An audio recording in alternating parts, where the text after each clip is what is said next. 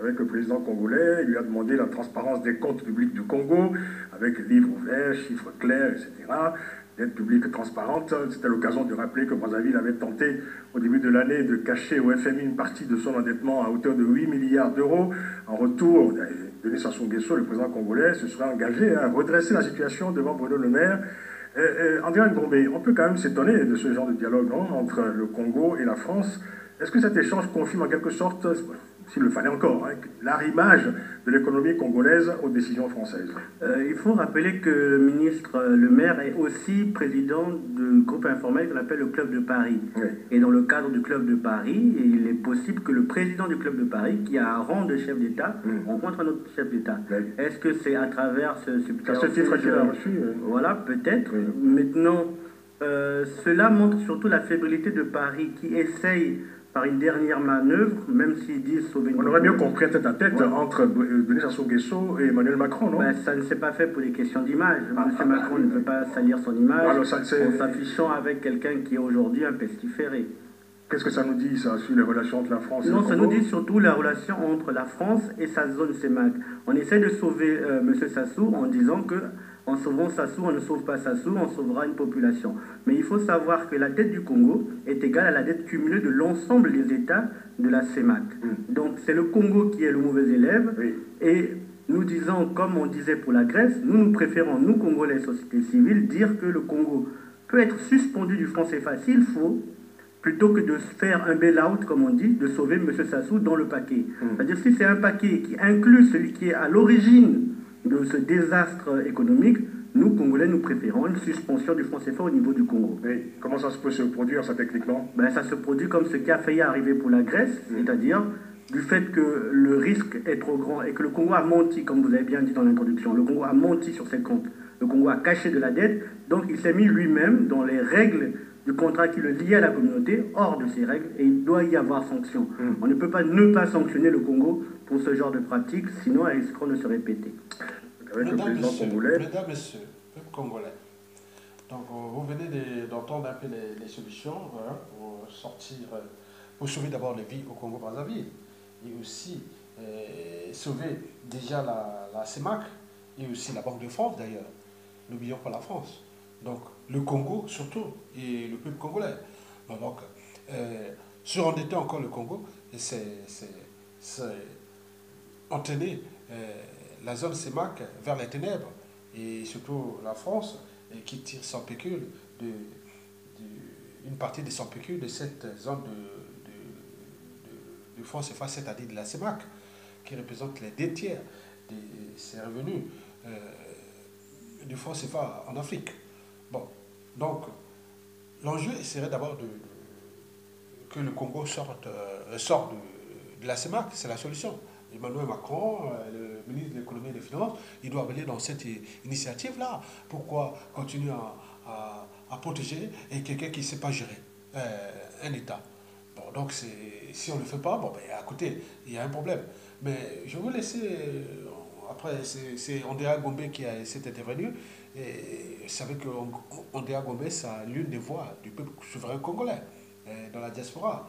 C'est l'une des belles voix qui, on ne sait jamais, d'autres les prétendent déjà ministre de la communication du Congo après la suite des sessions de saut, quel que soit le gouvernement. Bon, bref.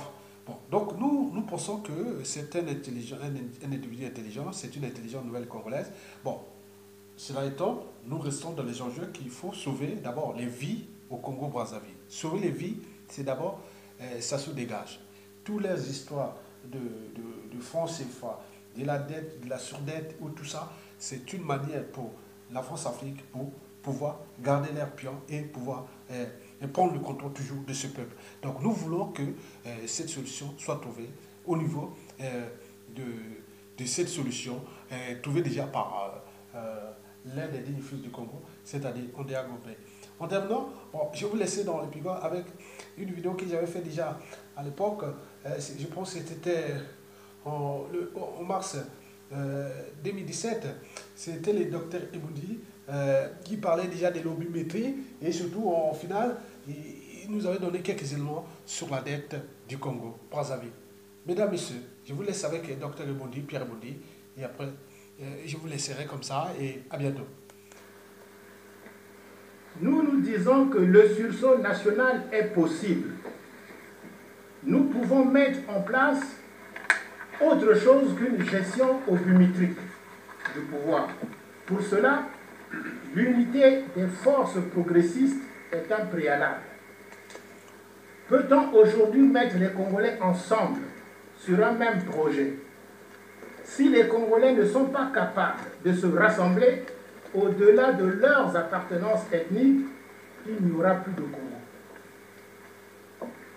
Il faut tracer une ligne de démarcation nette entre les progressistes convaincus et les France-Africains, qui ne se battent que pour une alternative entre griffes démocratiques.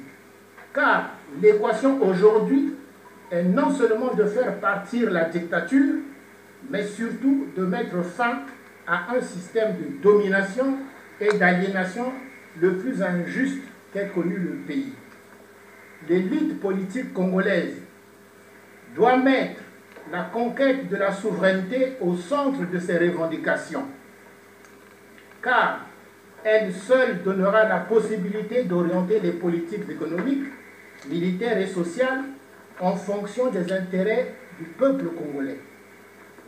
Il n'est pas normal qu'un État comme le Congo, qui se dit indépendant depuis plus de 50 ans, n'ait pas une armée capable de défendre le territoire national.